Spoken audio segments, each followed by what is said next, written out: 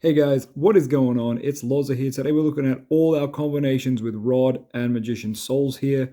Now, of course, these are 3 ofs in your deck, so you will be having a bunch of them in there. And that's one of the reasons it's important to go over these combos. You will probably play these cards at 2 or 3, and not to mention you're going to have yourself 2 to 3 copies of Prep, along with 2 to 3 copies of Illusion of Chaos. I think it's better to go 3 here, 2 here, but that's another video altogether.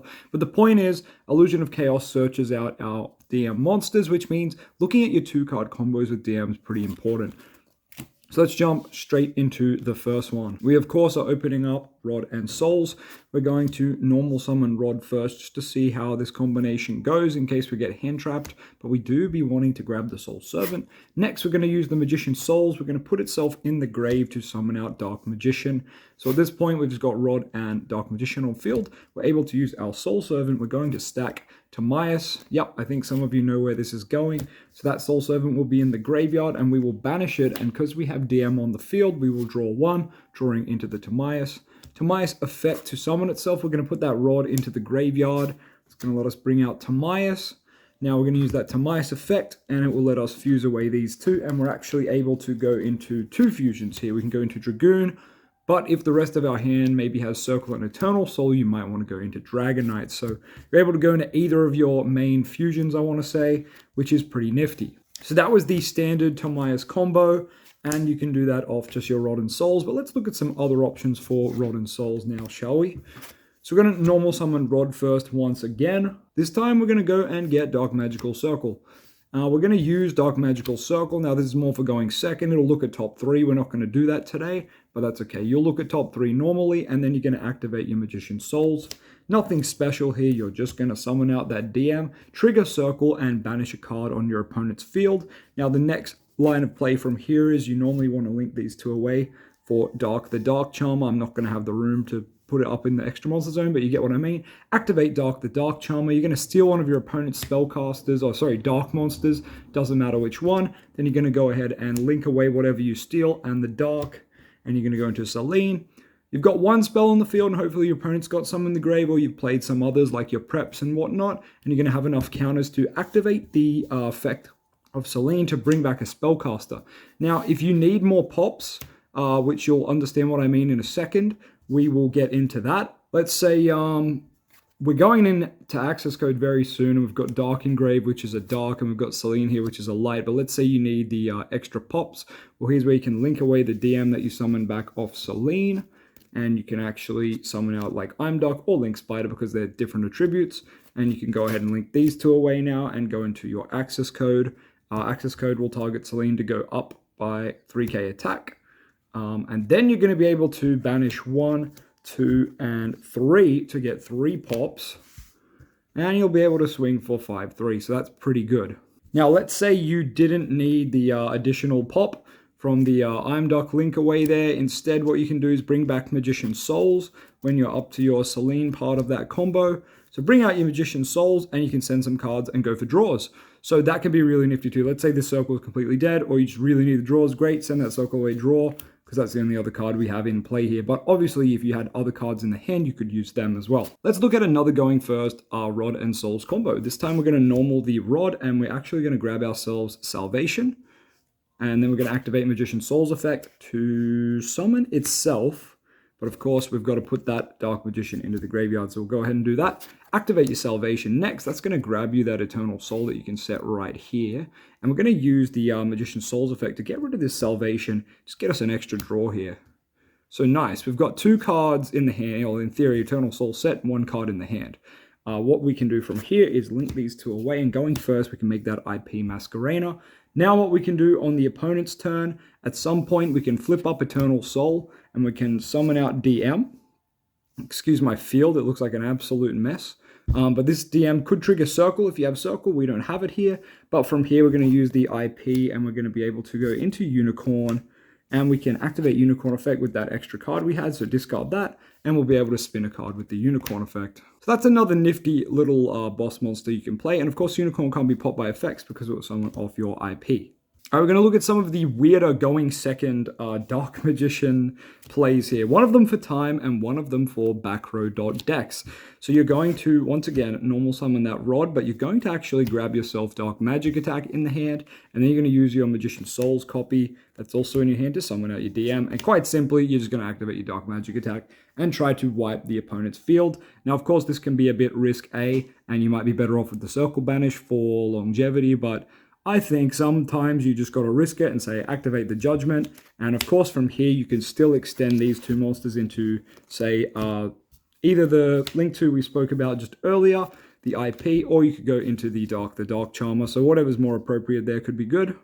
All right, coming back to our classic Rod Souls opener, normal summon that Rod, go and get your magic formula, activate Magician Souls. Now, you can summon the DM, but we're going to put him in the graveyard, and what we're going to do is set the magic formula on the field, activate Magician Souls effect, sending the formula for a free draw, because your opponent's probably going to try and negate this, and that's kind of what you want, and then activate magic formula in grave, because it does say, equip only to DM or DMG, gain 700, if this card's sent from field to grave. So it's if this card is sent. So we'll activate in grave to gain 1,000 life points, and you will win in time. Obviously, you can do this another way where you use the Magician Souls. You'll miss this draw, though. But you can use the Magician Souls to summon out the DM and just equip it. And then you only have the problem of getting the DM off the field. And you can do that by linking it away for I'm Duck or Link Spider. It will force the magic formula to hit the grave, and it will activate in the grave once again because it's sent from field to grave, gain 1,000 LP. I've only used the magic formula trick to win one game in time, but I do find it quite funny. And I do like having these two cards in the side deck as Dark Magician techs. All right, we haven't looked at it, so I think we should do this one as well. We're just going to normal Rod. It's going to grab us the secrets. We're going to use Magician Souls. I think you see where this is going. Summon out your DM. You can move to the battle phase here and swing for all damage if it's damage. If not, it's turn one maybe. You might want to just activate that secrets. Go into your Dark Magicians. But of course, to get here, you've used a lot of resources. So I don't typically like this play unless you've got cards to follow it up. But as it's a two-card version, you can see this is where we end, unfortunately. You would follow it up with something like Soul Servant, and a really good target here is Eternal Soul because you get to set it, you get to put it on top of your deck, and then you can trigger Dark Magicians on a new chain to set it, and you can activate it that turn. So you can actually activate it, bring out your DM. Not that you can extend much further, but you can then banish your Soul Servant and get an additional draw. So this is kind of a three-card combo, but I just thought I'd show off. Secrets is okay. It's better in the battle phase.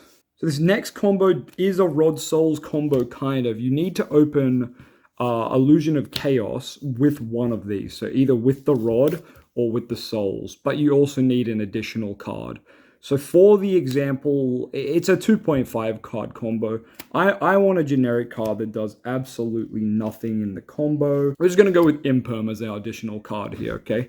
So this card could be anything. I'm just going to flip it face down. So all you're going to do is activate the Illusion of Chaos, and it's going to get you that Rod, and then of course you have to put a card on top of the deck. And new ruling on Master Duel, you do actually have to reveal what you put on top of the deck. So we're going to reveal that Imperm, put it back on top of the deck. Now our hand is looking exactly like this. Now we can make the big plays in the battle phase. We're going to activate that Rod. Rod is going to go ahead and grab us that Secrets of Dark Magic, which I just talked a bit of smack about. Now we're going to activate that Magician Souls, putting the Souls in the grave and summoning out the Dark Magician, hopefully from the graveyard as well. We move straight into the battle phase from here. We hit our opponent for 16. We hit for 25. So far that's 4,100 damage. And we're actually going to activate the secrets in the battle phase here. We're going to fuse away the Illusion of Chaos and the Dark Magician on the field to make Master of Chaos. Now, Master of Chaos will activate his effect to bring back a Dark from the grave. We cannot bring back Illusion of Chaos because it wasn't summoned properly. Souls is a 0/0. So realistically, you bring back a light or a dark, and the only target to bring back here is Dark Magician. Now, don't forget, this can revive Dragoon. This could revive the Dark Magicians. It could revive Dragon Knight. Literally anything in our deck that is light or dark. So it's got a bunch of targets, is what I'm saying, guys. But in this OTK specific strat, this is it. And now you can swing in the battle phase with Master of Chaos for 3,000 and swing with Dark Magician for 25. So if you've done the mathematics there, it ends up being over 8,000 damage. I forget the exact number. But what's good about that is you can combo this with Circle and the rest of your hand and hopefully find an OTK. Like let's say you opened up Duster Lightning Storm, great, goodbye spells, goodbye monsters as well, and then you could go into the battle phase and do something like this. Just an example of plays you should keep in mind when playing DM. All right, we're going all the way back to a going second classic Rod and Souls combo. Now this is kind of more a backup plan play you can do for when you get hand trapped on your stuff and you might be playing second to a board with lots of interruptions and you just need to maybe stall, maybe just do a bit of baiting and negating so that your Circle and Eternal Soul stuff can resolve hopefully on the opponent's turn.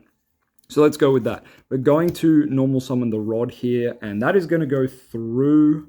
We're going to grab ourselves Soul Servant because the rest of our hand maybe isn't just that good. We're going to go ahead and activate Magician Soul. You know what? It's actually probably better to get the DM. So in this scenario, we basically are potentially playing second, and we just don't have a lot to do here, and we maybe are just trying to bait responses. So we are going to be looking to normal the Rod and activate the effect grabbing Salvation. This can bait some responses, so we'll activate Salvation. People will see a lot of text on this card and they worry and they read it. It doesn't do anything. They don't know that though. So we're going to get Eternal Soul. I've had people MST this. It's really dumb, and hopefully no one at your locals does that, but they could. So yeah, we've got the Eternal Soul off the Rod so far, but nothing else really. Magician Soul's going to summon itself and put the DM in the grave, of course. And then we're going to use Magician Souls to get that extra cheeky draw once again, just to see if we can bait a response from the opponent. So this is just a free card in the hand once again. Opponent maybe didn't get baited. We're going to use Magician Souls now, link it away into Relinquish Anima. Whichever extra deck slot is more relevant is where you'll put it, but basically you're going to try to grab one of their monsters if they've misplayed and played into one of the Relinquish Anima zones. So you are going to try and steal their monster right here, right now. Now, this should bait a response, or you kind of get a free card if they haven't played their zones correctly. So Relinquish Anima can be really good for that. Outside of that, there's not much else to do here. I'm going to assume we get negated and destroyed on this, and you're left with just Dark Magician. So you've got Eternal Soul set, you've got a card in the hand, you've got Rod, and you've got DM in grave, but not much else going on. So here's typically what you'll do. You'll link the Rod away, because we can't go into Dark or anything anymore, and you'll just make Artemis.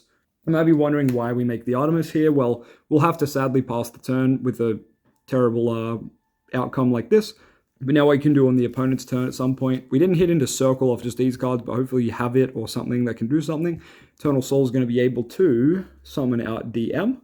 Maybe we have a village or something, and we can also use Rod's effect in grave to tribute one of these and add it back to hand. So getting Rod back to hand by tributing Artemis can be really nice. Obviously you can tribute the DM too. It just depends whether you think your opponent's going to kill the Artemis or not. If they're going to kill it, you may as well tribute it off. If they're not, you may as well tribute the DM because you can keep looping him. So I don't know, that one's less of a combo and more of a how to play from behind / when things go wrong. But yeah, look, things can go way worse, and sometimes you can't even do that much. Anyway, I think that's all the plays you can do with Rod and Souls. If I've missed anything though, please let me know in the comments. And consider subscribing because I make a whole heap of Dark Magician content, and I will be for a long time. So if you're into that, you know what to do. Hit that sub button, and I'll be giving you that DM content for life, baby. DM is the best deck, and I hope to see you guys subscribed and on the channel very soon. Thanks for watching. See ya.